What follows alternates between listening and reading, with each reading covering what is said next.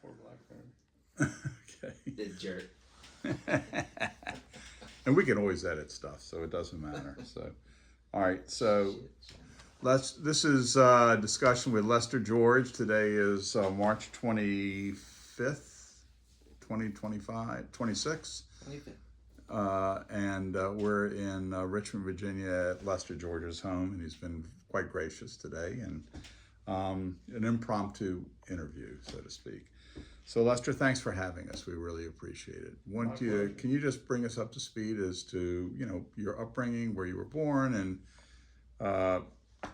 why you make Virginia your home out of all the places you could possibly live? Well, I was born in Wiesbaden, Germany. My father was an Air Force pilot. That's where he was stationed at the time.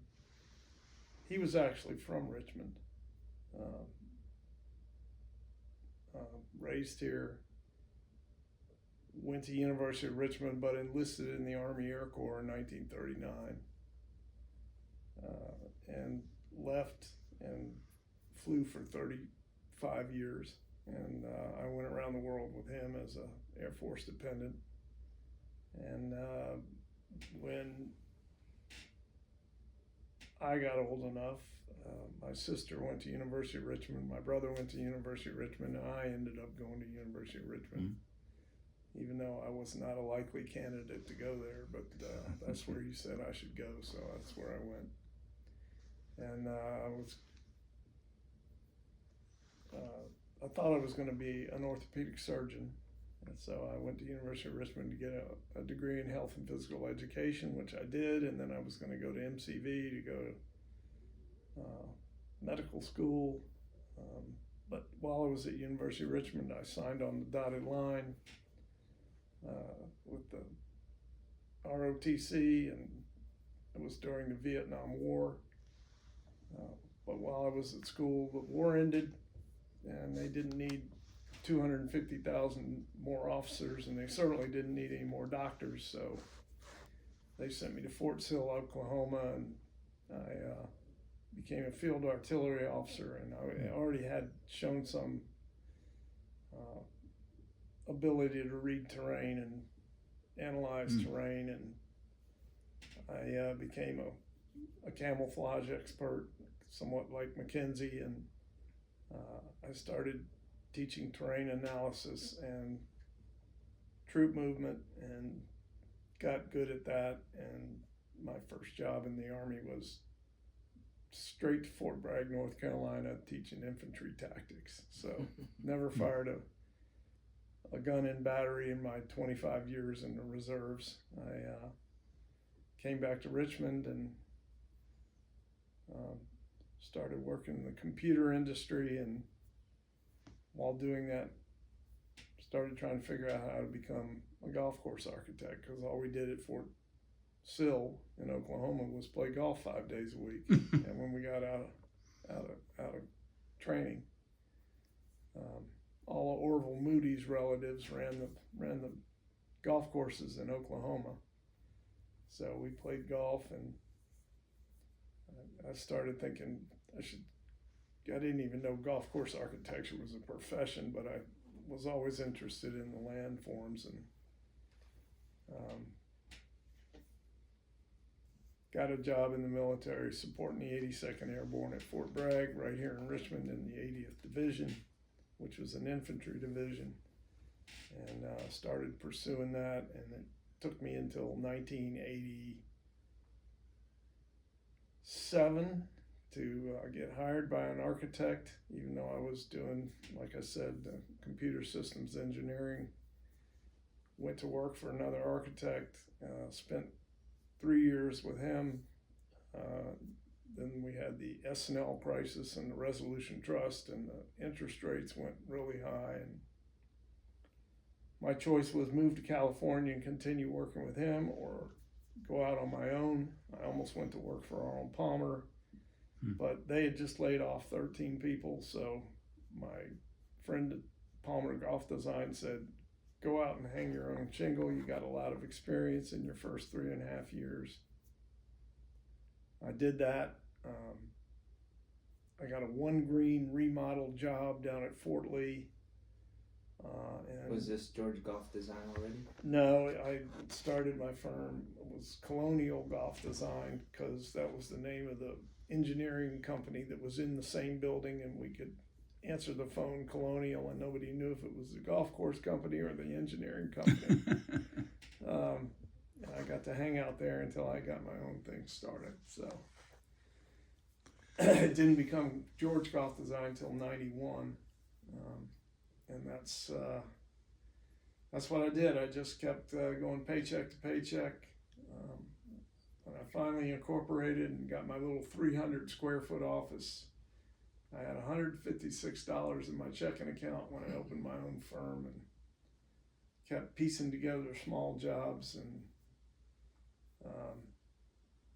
what I tell people is I've been too broke to give up and too stubborn to quit. So I've been doing it for almost 40 years now on my own, and that's kind of the background story. So how does one become a certified golf architect? Is there a registry? Is there a certification that you certainly get from that? Who does that? How do you get into that realm? Well, my goal was to get in the American Society of Golf Course Architects, and there's a body of work that you have to complete. And back then, it was 3 brand new courses and 3 full renovations. And rather than use the work that I had done with the architect I apprenticed under, which was Algie Pulley, who was from Virginia but lived in California, I decided I'm going to go ahead and do it all on my own. Well, little did I know it was going to take me 16 years to get that body of work done on my own. And so in 2006, I had finally accomplished all that. And I applied, and I was accepted into the American Society of Golf Course Architects in 2006. And so now I'm a fellow in the American Society of Golf Course Architects after 20 years, and have been doing it on my own for that long. And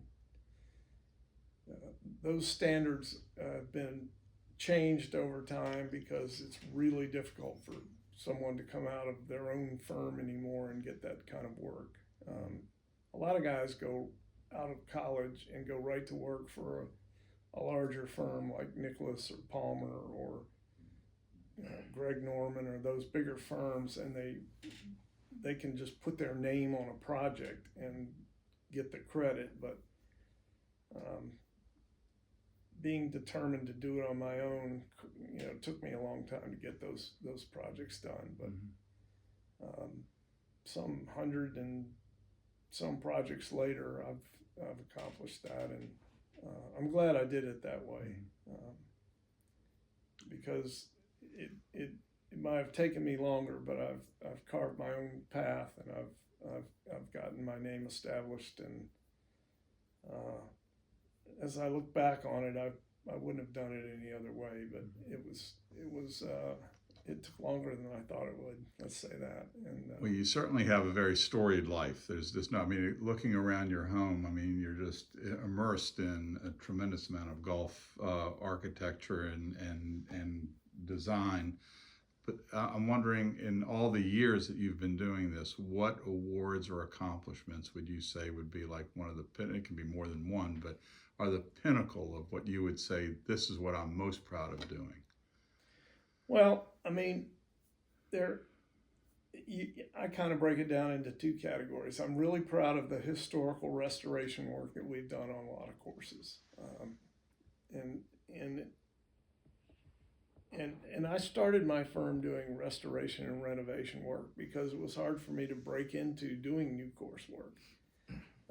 And I got, the very first job I ever got was a new course in Williamsburg, Virginia, which no longer exists, but it was the Colonial, and it won best new course in the country by one of the publications.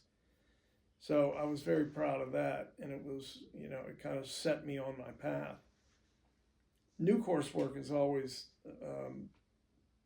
the most challenging and the most fun because you get to express your vision, your art on a piece of land, and that's what we all want. We all want to be able to put our product on a good site, but those come along less frequently. So in the renovation restoration world, I mean, there are the great clients like Cavalier, like Country Club of Florida. We've done renovation restoration work on some of the most storied courses, and it's always a challenge because restoration and renovation always have a fine line of, do you want to modernize or do you want to stay what you were? And when people say, well, we want to be strictly restored, there's always a point that you have to explain to people that, you know, it's like a car. If you restore a car to its original specifications, it's going to have an 87 horsepower engine in it, and it's not going to go real fast, and it's going to need old parts and old paint and old tires and those kinds of things, but it'll be original. Mm.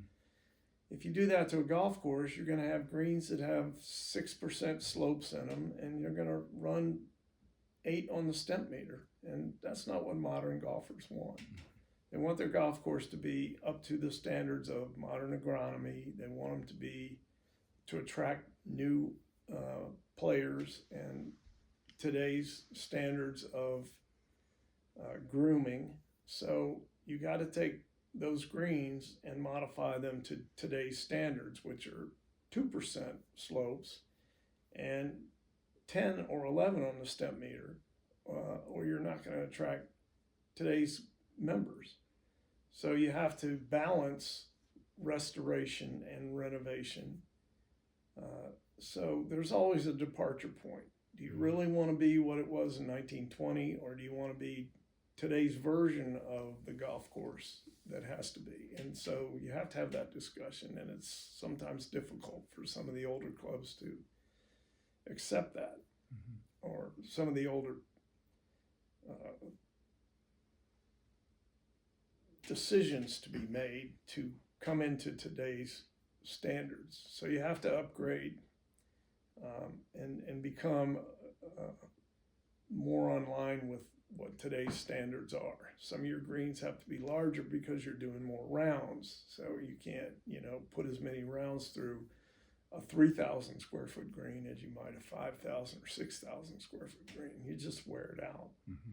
So those are the kind of decisions that have to be made. So we all like to do new work. My new courses that have won awards, like Kinloch and Ballyhack and those courses, one that I just finished in North Carolina called Contentment, are all projects that I've spent a lot of time and effort on. Those are the ones that are creations of mine, and those have been recognized as great modern courses, and it's a flattering reward. Mm-hmm.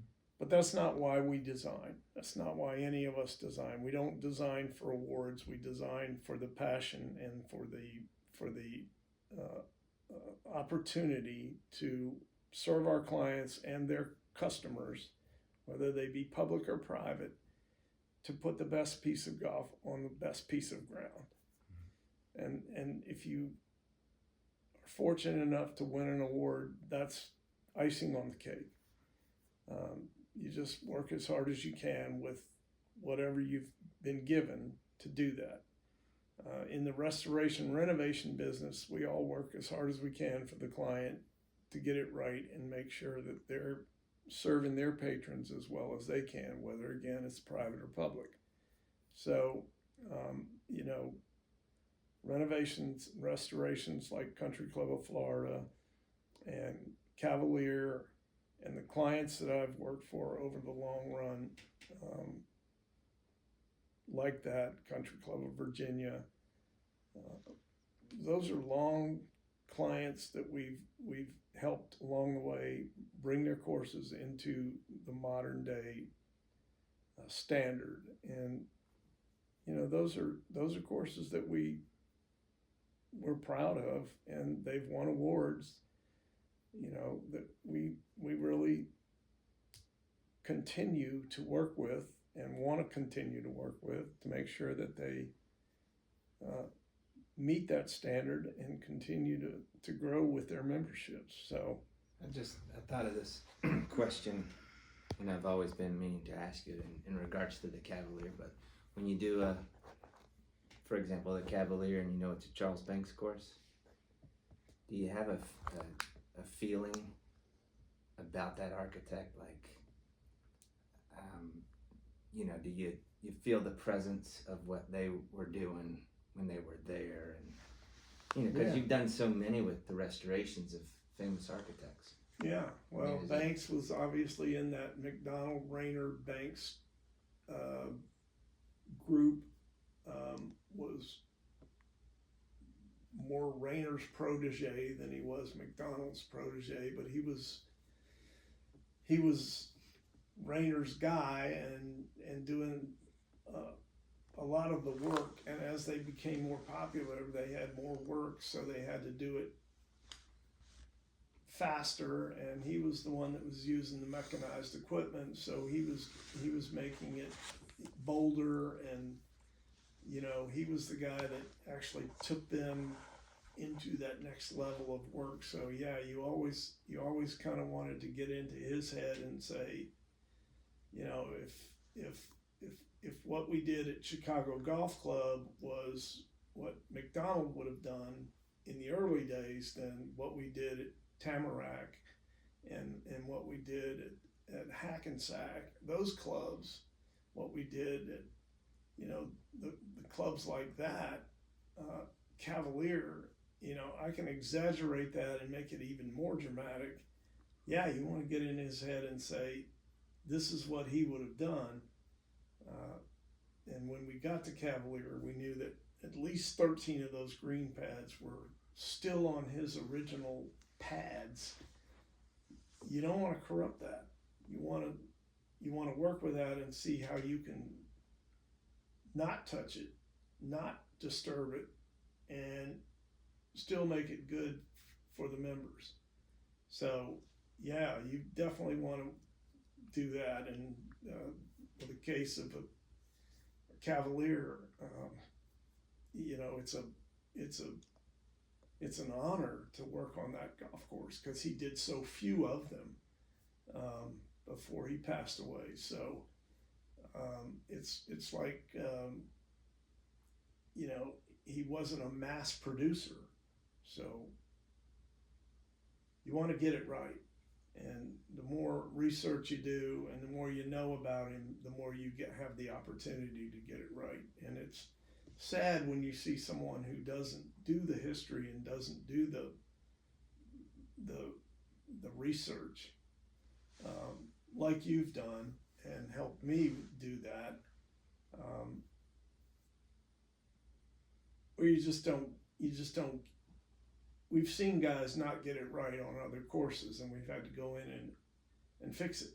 So, yeah, I mean, you get a Banks and you get a Rayner, and you like we did with the Old White, and we got the job at the Old White at the Greenbrier because of the work we did at Cavalier, and we got the work at Gibson Island because of the work we got at Cavalier and the Greenbrier. So it starts to progress that people recognize that you're looking at that style of work, and you adhere to those principles, and you protect what can be protected. Now, if it's lost, at least people understand that you know how to put it back. And so, yeah, I've always had a reverence for those guys, and have a feeling that I know how to research it, figure it out, have seen enough of their work, and can go find it and put it back. And so that's what I think is important about those of us that do real restoration work. And so it's an important point that you make. I mean, we want to do it that way, and the people at Cavalier have spent 24 years with us, letting us put it back. And that's an honor for me, and I think it's a good standard for them. So, they're still, in my mind, one of the best short golf courses in America. It's under 6,400 yards, par 69, and that's what they should be. That's what they need to be, and their members understand it. And you hear this term that's overused, which is, I could play that golf course every day for the rest of my life. That is a golf course that people can play every day for the rest of their life and never tire of it. And I can tell you that I could play it every day for the rest of my life. It's just got that much variety and that much intrigue and that much fun about it. Well, I can say that's wholly because of the work you've helped Jason do on that. So for the members, I'd like to thank you for that. Pivoting a little bit from restoration to new course development, what would you say is one aspect that you can bring to the table? If I'm interviewing you and I'm saying we're going to look at Lester George and we're going to look at a couple of other architects, what is something you would bring to a new course that would make it unique, that you would say, that is my signature, that just is exactly the type of development I want? I understand you are the size of the course and the layout of the water, etc., the topography limits it, but what is it that you would bring in versus another golf architect to a new course that they say, make a dream for yourself? Well, I've always been given credit for, and I believe that it is true, that I have an innate ability to see the landform and see the finished product before anyone else. I am, it's somewhat like a sculptor looking at a piece of raw stone. I can see it finished. I've had the ability to look at raw land, whether treed or whether it's readily visible at first. I can look at it from 10,000 feet and tell you where the best holes are, where the clubhouse needs to be, where the ingress egress needs to be, where the drainage is going to have to go. I'm quick to pick out what I think the signature holes are, and I don't use that term very often, but and my reputation for multiple routes of play and strategy have been recognized by people other than me, and organizations that have chosen my courses to play championships on, notably the USGA, and Kinloch is a great example. The USGA says Kinloch has, more than one person in the USGA has said Kinloch's one of the best match play golf courses that's been built in the last 25 years in this country. And they've played 2 major championships on it of their 13 majors.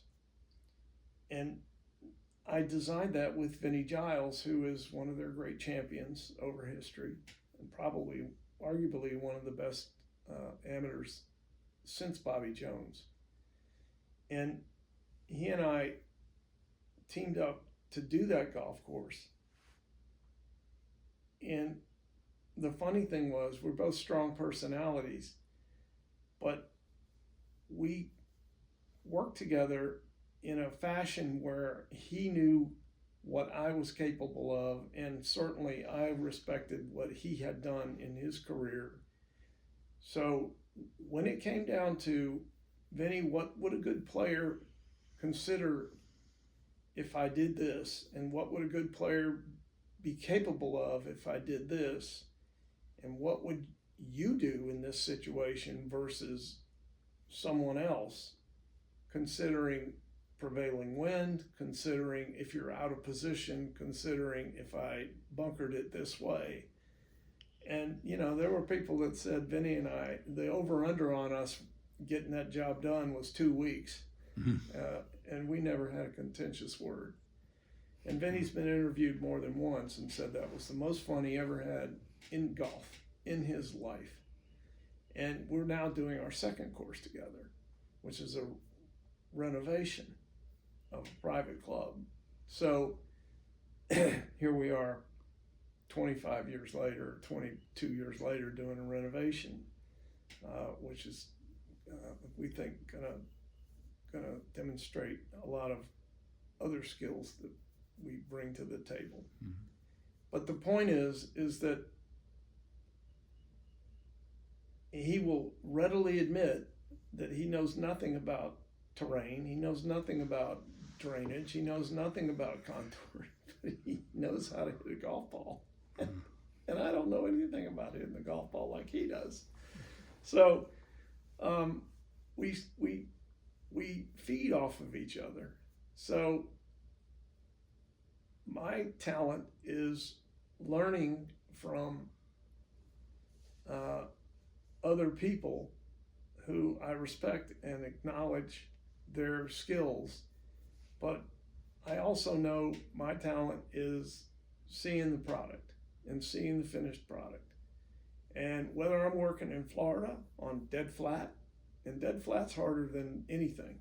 That's the hardest piece of ground you can work on, because you have to go down to go up, you have to move water, you have to, you know, create contour.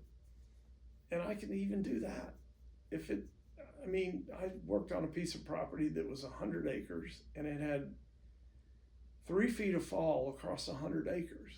And we turned it into one of the best 9 holes in this region, because I knew I was going to have to dig a bunch of lakes and take all that material and make it look natural.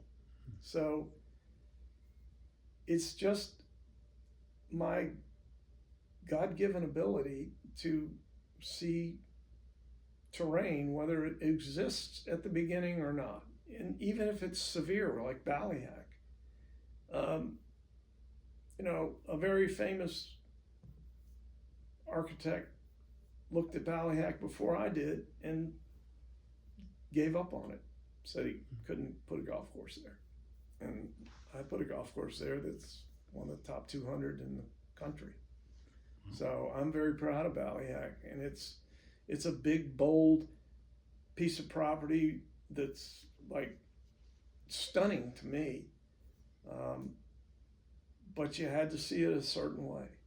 And I did one routing at Kinloch, cut the line, 275 acres of woods, walked the line 4 feet wide with Vinny, said, I'm going to do this, I'm going to do that, I'm going to do this. And he's like, I got no idea what I'm looking at, and I can't see more than 4 feet in front of me. And we made one change. Ballyhack, I did 22 routings and I only cleared 40 acres, but it was so many diverse pieces of crashing terrain and so much steep and so much things that we could have done. It was all in front of everybody, and it was like so many musical notes that you could have composed on that one site, that it was literally over 20 routings. And it was trying to pick the best 18 holes. So, there's the original routing of Ballyhack, and that's not the course we built. So, it turned out different. And it's because the more I looked at it, the more practical it became to build it a different way.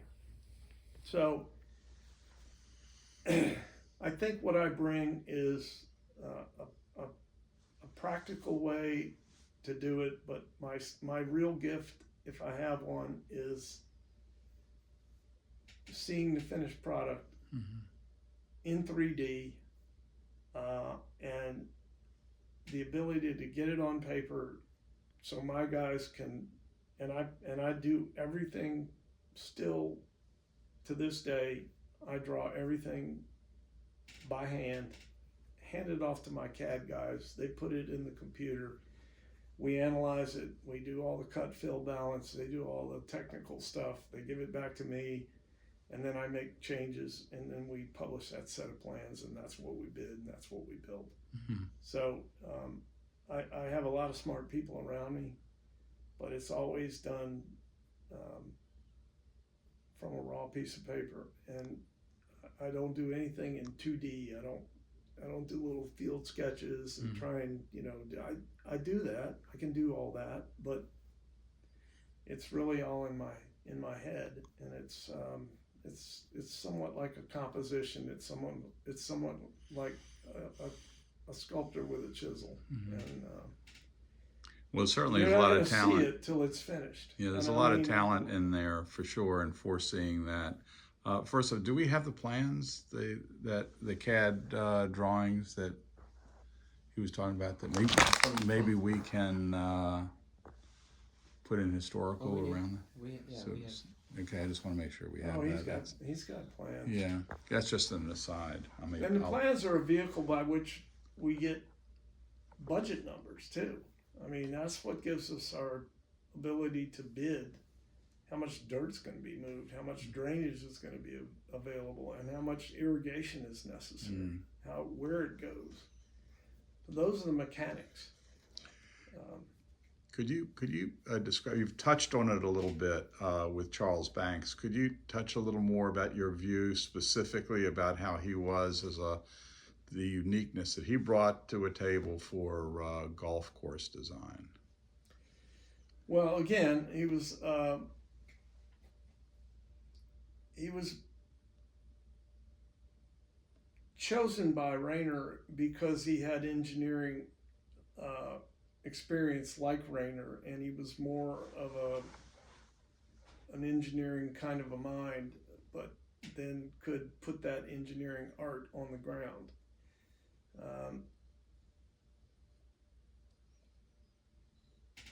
Certainly,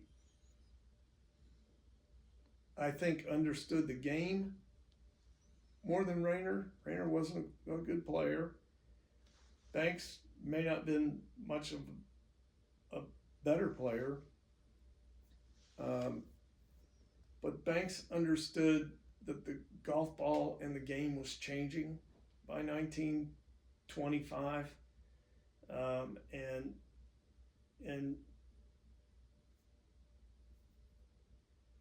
the precision of the golf ball was changing, and that I think he thought it was okay for the game to start becoming a little more demanding. And from what I'm reading and gleaning from the people that are researching Banks, I think he was really the mad chef, if you will. I mean, he was the one that was going to turn up the volume. And with Rayner's untimely death, we know that he finished all of Rayner's work and then started his own stuff. And according to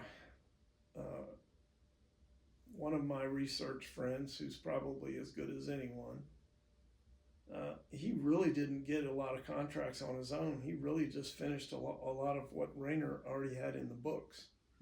So it's not like Banks went out and got 15 new contracts. He probably 13 or 12 of those people had already started talking to Rayner. So he just finished those, and then he dies. And so the whole legacy of McDonald, Rayner, and Banks ends right there, because McDonald didn't leave Long Island much after 1917, I guess, or somewhere in there.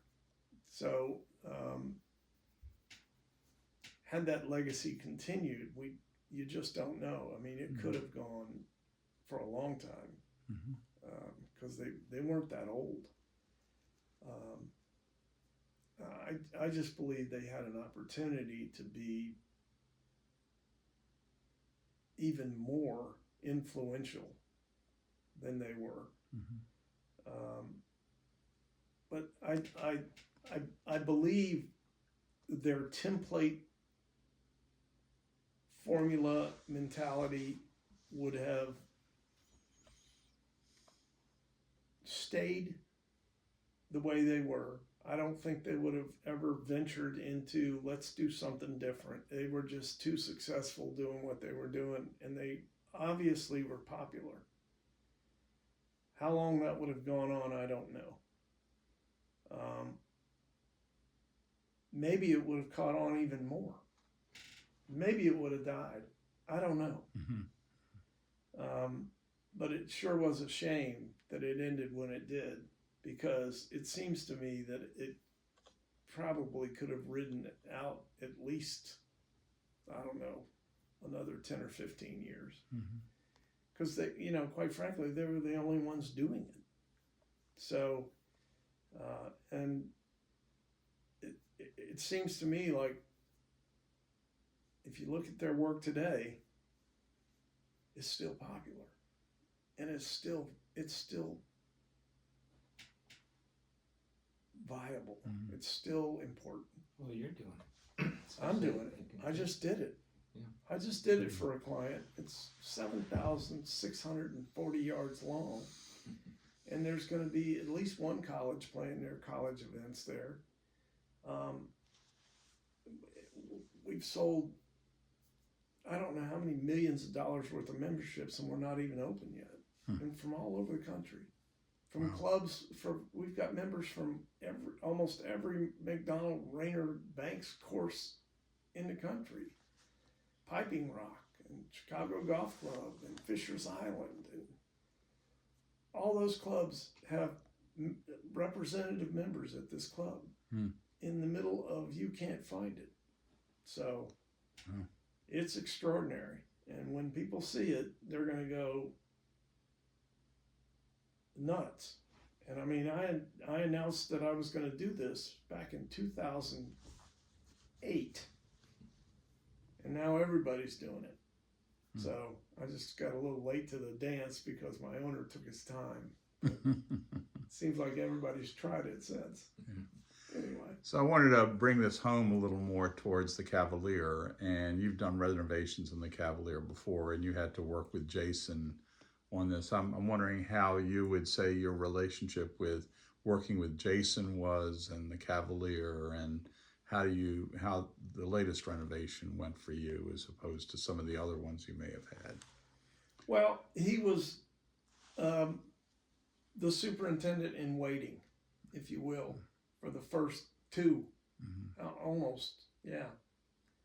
So I started there in 2000, didn't do any work until 2002, I guess. And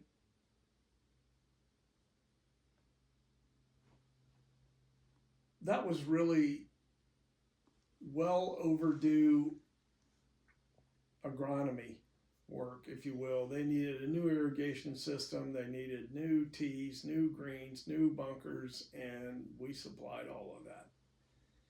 And had I known more at the time, I would have done more at the time. But we didn't have a decent aerial photo.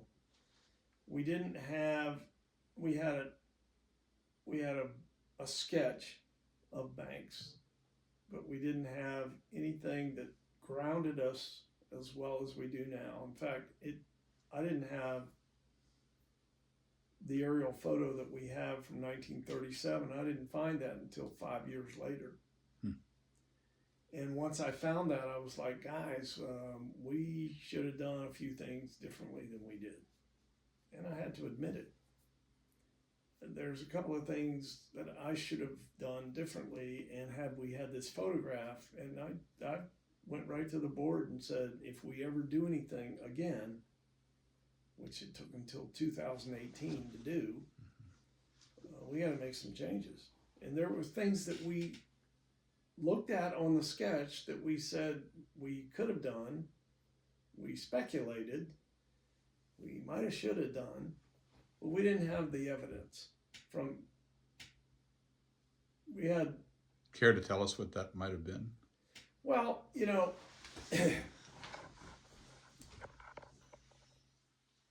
there was always the speculation of whether they mowed the front half of 5. There was always the speculation of whether the bunkers were on the right-hand side of 5, if they did the Biarritz bunkers the way that everybody does the Biarritz bunkers, or if the front half of 5 was just fairway. One thing I was sure of is the way that they were using the 5th hole couldn't have been exactly the way they were using the 5th hole in 1929. I think they didn't mow the front half because it was 1929 and nobody had the money to mow it that way in the Depression. Same way they did the Greenbrier. They didn't have the money. We have one author, friend of ours, that said nobody mowed the front. I don't believe that. I believe there are some people that mowed the front. Can we definitively prove it? I don't know. But there are some clubs that could afford to do it, and I think did. That debate continues. But we didn't put the bunkers in. But I did build the front.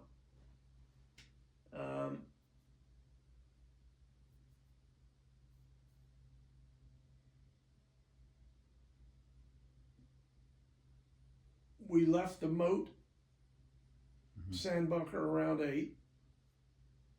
We know that at the Greenbrier it wasn't a complete moat because I did have an aerial photo from about 1924, even though it was built in 1914.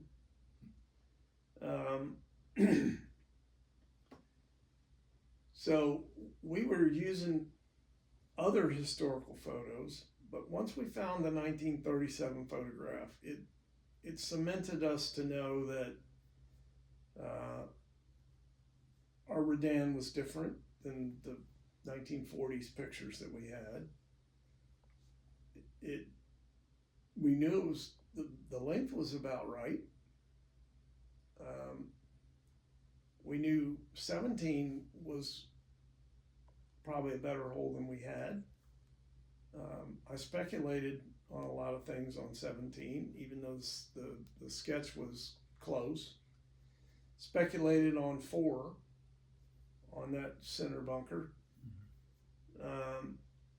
And I was close, but not perfect. So that photograph, I describe it as it's addictive. I look at it at least once a week. It's almost like drugs, a fire, sitting around a campfire. You're just staring at it. It's changing. You're catching things that you didn't see before, and so I think that's where, when he discovered that photo, first time I saw it, that's when you're like, man, there's some history here that we can really get into. You know how I found it? A friend of mine worked for the CIA, and he found it in a film vault. Classified. Wow. Probably because we had munitions there, and there was harbor. Yeah, I think a lot of the aerial photographs around the war were hidden, right? For different reasons. Right. We only started doing aerial photographs after leading up to World War I, because we anticipated being drawn into World War I. This is what I've been told. And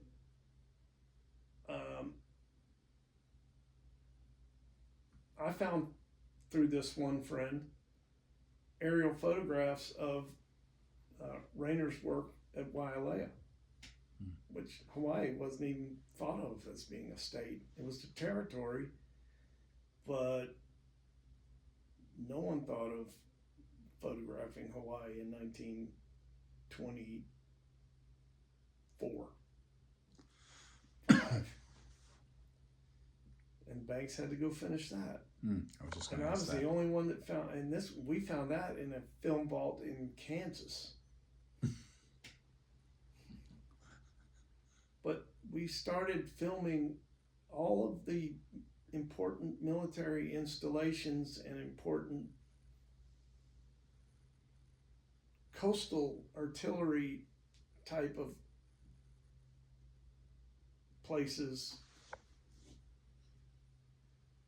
right around the beginning of World War One and from then on. And so I found photographs of Abenaki Club, which I did in Maine, which was a coastal artillery position from right after World War One. And I still had traversing rings from the gun placements in the fairways. And I needed to know where they were and how deep they were. I knew where one of them was because it was sticking out of the ground. But anyway, it was this one guy that could get me access to that stuff. And that's how we found the Cavalier photo.